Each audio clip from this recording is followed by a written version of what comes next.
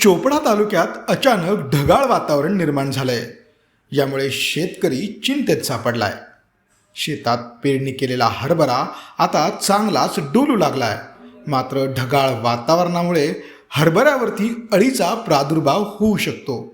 अशात पिकांवर रोगराई पडू शकते आणि फवारणी आणि खतांचा खर्च वाढू शकतो. एकीकडे खतांचे भाव वाढलेत तर दुसरीकडे फवारणी आणि निंदणीसाठी मजूर मिळत नाहीये. त्यात निसर्गाचा हा वेगळाच लहरीपणा. त्यामुळे बळीराजाला करावं तरी काय असा प्रश्न पडलाय. आता पुढे काय करतो परमेश्वर त्याच्यावर माहिती आहे. आता पडला पाऊस जास्त कमीच पडला समजा तर गेलं हे पीक पण गेलं. हां पहिलं मुक्ता आलाच नाही. मूग पेरणी केली होती. हो मूग पेरणी केली होती काही झालं नाही. काही झालं नाही. विमा काढला होता त्याचं काही भेटलं नाही. नाही शेतकऱ्याला फक्त मेहनत करावं मेहनत करायची वाया घालवायची लागतं. दुसरं काय. हो. आता हे 12,000 रुपये क्विंटलचं बी आहे. हां. मग 1 क्विंटल 20 किलो बी लागलं या शेताला. अच्छा. काय 14,000चं. आणि फवारणी वेगळी. फवारणी वेगळी अजून निंदणारे वेगळे. अच्छा. फवारणी मारणाऱ्यांचा तो रोज वेगळा. हां मग 7 ते 8 पंप मारतात. बरोबर. मग 250, 300, 400 रुपये रोज मागतात. काय परवडणार शेतकऱ्याला हो. आणि फवारणी खतं वगैरे सगळं महाग झालं. मग सगळंच महाग झालेलं आहे ना. तुमची खतं महाग झाली, युरिया महाग झाली, DAP महाग झाली.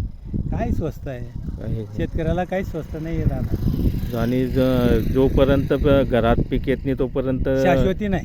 नाही. आम्ही नाही की हे येणारच आणि मी एवढा घेणारच याचं शाश्वती नाही. तोंडात आलेला घास एखाद्या टायमाला डिब्या उडून जातात. एवढं वादळ पण येतो एखाद्या टायमाला. बरोबर. कापलेल्या डिब्या या शेतातून त्या शेतात. काय करायचं शेतकऱ्याने. म्हणजे शेतकरी हा फक्त निसर्गावर अवलंबून.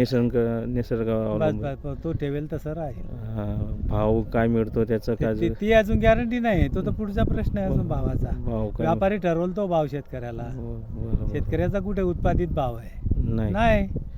व्यापाऱ्याला परवडतो त्या भावात मागतो व्यापारी घेतो. शेतकऱ्याला दिल्याशिवाय गत्यंतर नाही. कर्ज झालेला असतो. फवारावाला म्हणतो मी, खतावाला म्हणतो मी, रोजंदार म्हणतो मी. कुणाकुणाच परवडणार शेतकरी. आता हे जे ढगाळ वातावरणामध्ये जर आळी पडली. रोगराईचं माहेरघर आहे दादा. रोगराई. रोगराईचं माहेरघर आहे. पिकांवर रोग येणार आहे. फवारणीचा खर्च फवारणीचा खर्च वाढणारच. वाढणार.